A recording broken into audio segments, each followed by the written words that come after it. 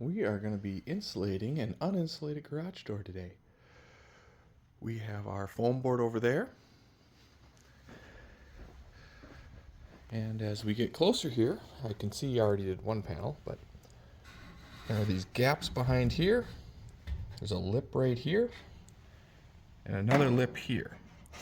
Using DIY kits, it was very tough to be able to get all of that sealed behind there.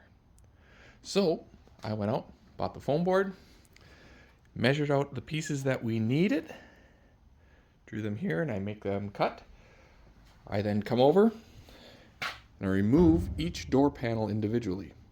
Using a 7/16 wrench, I was able to take these out, and then I will show you here, once these are removed, you have to drill out the rivets.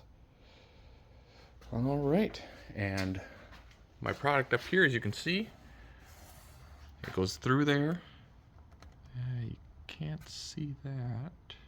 There you go. You can see the insulation is behind there, and right there's the edge of it.